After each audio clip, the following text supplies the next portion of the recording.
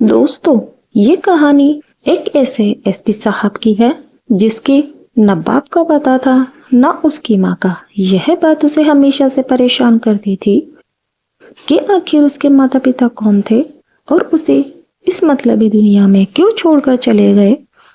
आखिर क्या थी कहानी की सच्चाई और क्या सच में एसपी साहब के माता पिता जिंदा हैं? आगे की कहानी में जानते हैं। तो दोस्तों, विशाल बिहार के एक छोटे से गांव में रहता था और उसके माँ बाप उसके सगे माँ बाप नहीं थे। उन्होंने सिर्फ उसे पाला था। जब विशाल छोटा था तो उसे दुनियादारी पता नहीं थी, मगर जब वह बड़ा हो गया तो गांव के लोग उसे कहते थे कि विशाल, तू अपने परिवार के लिए बोझ बन गया था, इसलिए तुम्हारी माँ ने जन्म देते ही किसी और व्यक्ति के हाथों में सौंप कर कहीं दूर चली गई और उसे नाजायज भी कहा करते थे। विशाल को जब यह बात पता चली कि उसके जो पास औरत है वह उसकी असली माँ नहीं है और वह एक नाजायज औलाद है, तो वह हमेशा से ही दुखी रहने लगा। और अब तो विशाल जब भी स्कूल पढ़ने के लिए जाता तो गांव के बच्चे उसे स्कूल में नाजायज कहकर बुलाते थे। जब वह छोटा था तो उसका मतलब नहीं समझता था, मगर जब वह 16 साल का हो गया तो उससे वह शब्द चुभने लगा था। मगर वह क्या करे, वह मजबूर था यह सब सुनने के लिए।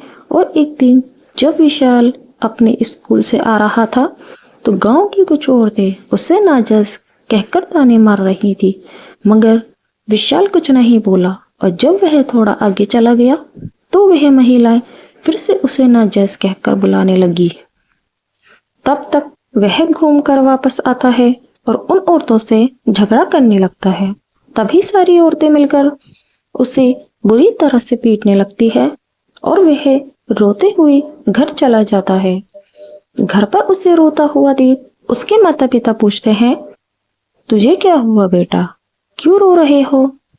तब विशाल कहता है कि गांव की औरतें मुझे नाजायज कह रही थी और जब मैंने उनका विरोध किया तब वह मुझे पीटने लगी। उसके बाद विशाल के माता पिता उसे समझाने लगे कि जो कोई भी तुम्हें अगर कुछ कहता है तो तू उन्हें कहने दे, बस तू अपनी पढ़ाई पर ध्यान दे।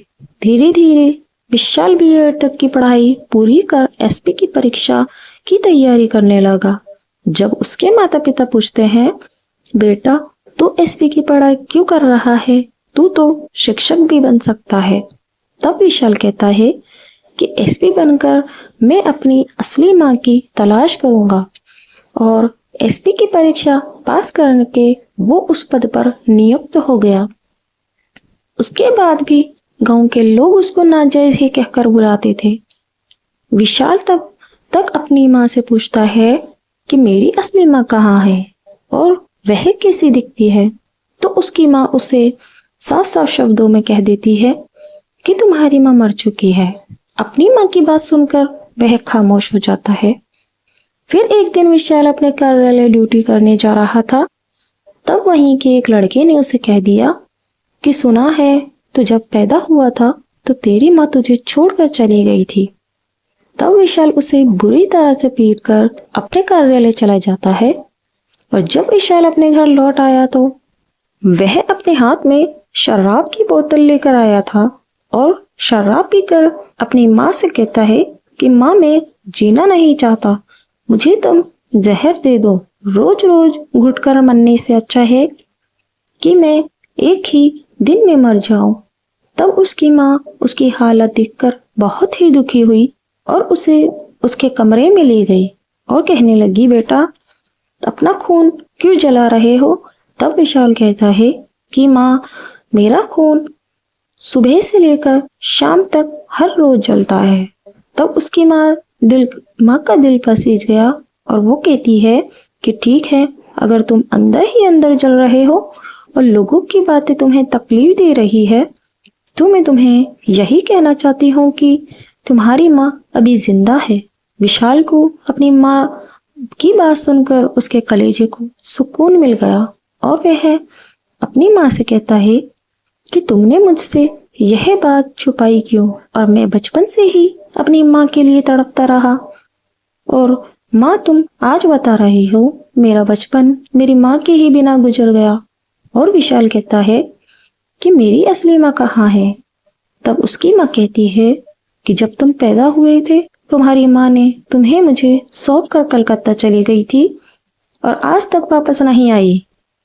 तब वह कहता है कि मैं अपनी माँ की तलाश में जाऊंगा और उससे पूछूंगा कि मुझे छोड़कर क्यों चली गई थी। और अपनी माँ से मिलने के लिए वह तड़प उठा।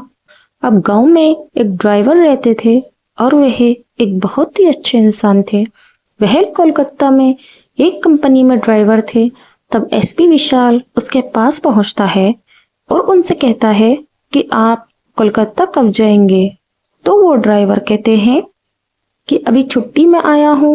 और विशाल उनसे कहता है कि मैं भी कोलकाता जाऊंगा।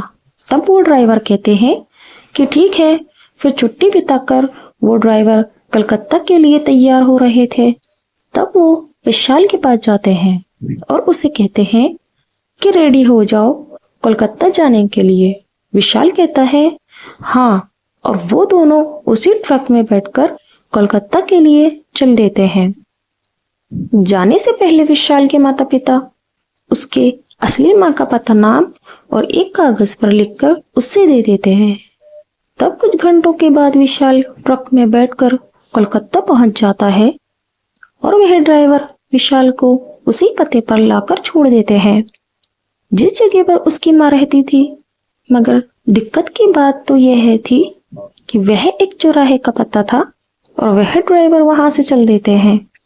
मगर विशाल को जब कुछ समझ नहीं आया तो वह सीधे गली में चला जाता है और एसपी विशाल हर एक घर में पूछ रहा था और अपनी असली माँ का नाम ले रहा था।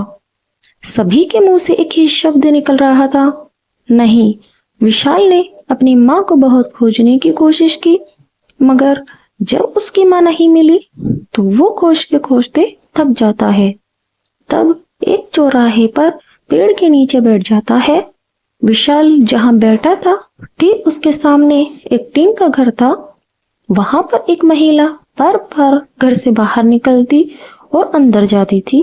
जब विशाल की नजर उस महिला पर पड़ी तो विशाल उस महिला को एकटक देखने लगा।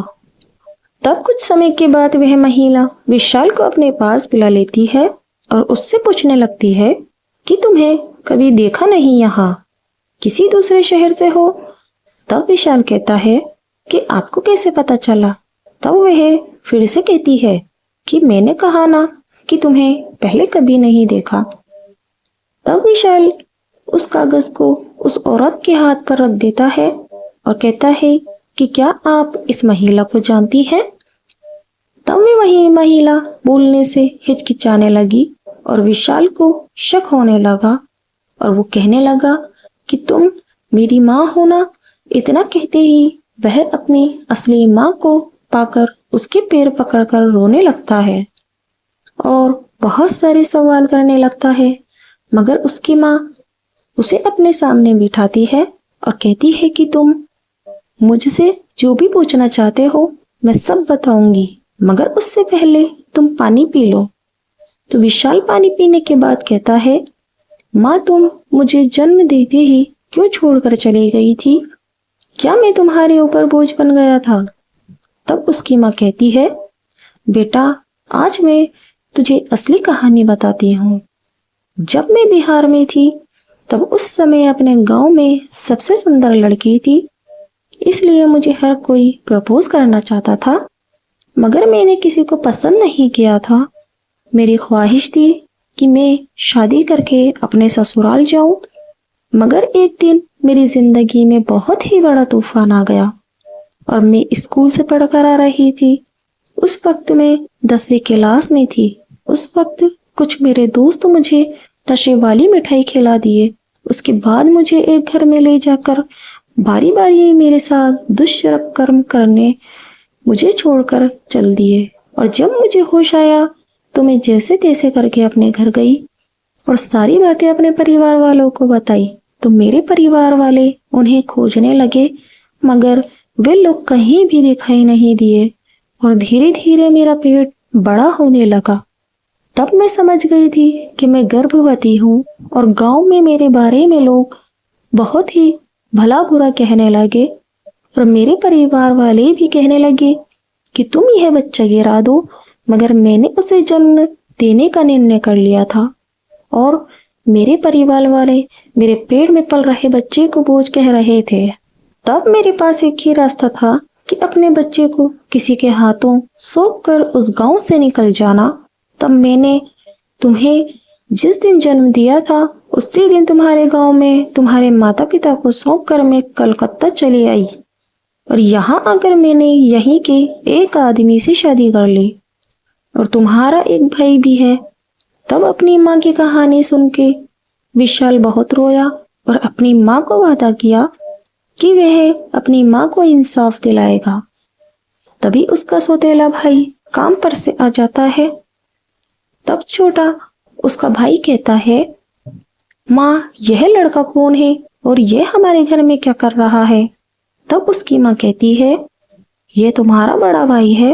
अपनी माँ की बात सुनकर कहता है, वो तुम्हारा बड़ा बेटा है, मगर मैं इसे अपना भाई नहीं मान सकता। और अगले दिन से विशाल अपने छोटे भाई के कपड़े पहन लेता है। तभी उसका छोटा भाई कहता है कि तुमने मेरी माँ छीन ली और उसका प्यार भी छीन लिया, अब मेरे कपड़े भी छीनना चाहते हो, तो मैं तुम्हें कभी नहीं दूंगा तो अपने कपड़े। तब विशाल कहता है, भाई ऐसा नहीं कहते, तुम तो बचपन से ही माँ के साथ हो, मगर मैं तो 25 साल तक अपनी माँ से दूर रहा। उसके बाद विशाल अपने भाई के से माँ के बारे में सब कुछ बता देता है। विशाल की बात सुनकर दोनों भाई अपनी माँ से कहने लगे कि माँ तुम उन अपराधियों को सजा दिलवाओ और तुम्हें डरने की भी जरूरत नहीं है। तुम्हारा बेटा एक एसपी है, बस तुम कुछ सबूत इकट्ठा कर लो गुनहगारों को पकड़ने के लिए, उतना ही काफी है। तब उसकी माँ कहती है, नहीं बेटा छोड़ो, मैं उस भयानक दिन को फिर से याद नहीं करना चाहती। और कहती है कि मुझे अपने काम पर से छुट्टी भी नहीं मिलती। पहले तो विशाल की माँ मना करती है, मगर फिर विशाल बहुत मनाने के बाद अपराधियों को सजा दिलवाने के लिए तैयार हो जाती है। अब विशाल की माँ हर रोज 8 घंटे काम करती और जब हफ्ते में एक बार उसे छुट्टी मिलती तो वह विशाल के साथ उसी गांव में जाया करती जिस जगह पर यह घटना हुई थी। विशाल की माँ अपना मुंह बांध कर जाया करती और जिस घर में उसके साथ वो घिनौना खेल खेला गया था उसी गली में उस घर को और गुनहगारों को खोजती रहती थी।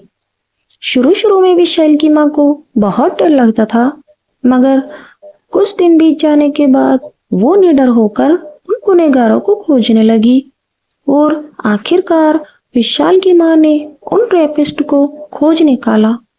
उसके बाद वह विशाल उन गुनहगारों के खिलाफ केस दर्ज कराता है। विशाल की माँ को जब अदालत में बुलाया जाता है तो वह अकेली ही जाती थी, क्योंकि विशाल की माँ उसे कोर्ट में आने से मना कर दिया था। मगर एक दिन विशाल भी कोर्ट में चला जाता है।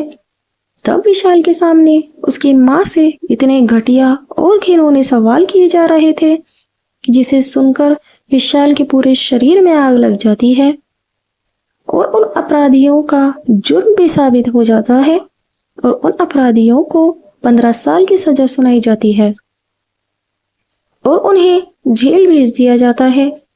तब जाके विशाल के दिल को ठंडक पहुंची।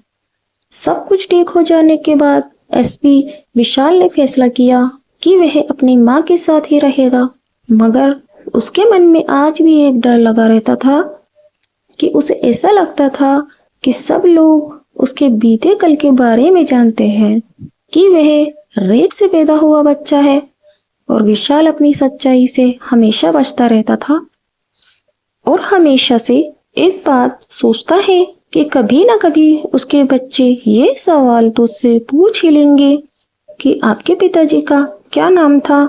उस वक्त वह उन्हें क्या जवाब देगा। फिर कुछ दिनों के बाद विशाल कलकत्ता में अपना तबादला करवा लेता है और सबसे पहले वहीं पर एक घर बनवाता है और उस मोहल्ले के लोग विशाल को देखकर बहुत सारे सवाल उठा रहे थे मगर विशाल को कोई भी फर्क नहीं पड़ा और कोलकाता की एक लड़की से उसे प्यार हो गया और शादी करके वहीं पर अपनी माँ और भाई के साथ खुशी खुशी रहने लगा। समाज के लोग विशाल को हमेशा ताने मारते रहे, जिसमें ना तो विशाल की कोई गलती थी और ना ही उसकी माँ की। फिर भी वह दोनों इस कलंक के साथ जिए जा रहे थे। दोस्तों, इस कहानी से हमें यही सीख मिलती है कि समाज में बहुत ही घटिया लोग घूमते रहते हैं। कब किसकी गंदी नजर हमारी माँ बेटियों पर पड़ जाए, इसलिए हमें अपने घरों में ऐसे लोगों के बारे में जानकारी देकर उन्हें सावधान कराना चाहिए। और हमारे समाज में ऐसे बहुत से बच्चे हैं जिनके माँ बाप नहीं हैं और उन बच्चों को हमें कभी भी उनके माँ बाप को लेकर उनके मन को चोट पहुंचाना नहीं चाहिए। अगर ऐसे लोग समाज में कहीं दिखे तो उन्हें तुरंत पुलिस के हवाले कर देना चाहिए, जिससे कि हमारी बेटियां सुरक्षित रह सकें। दोस्तों, अगर हमारी वीडियो आपको पसंद आई हो तो हमारे YouTube चैनल को सब्सक्राइब भी कर ले। मिलते हैं अगली वीडियो में। धन्यवाद।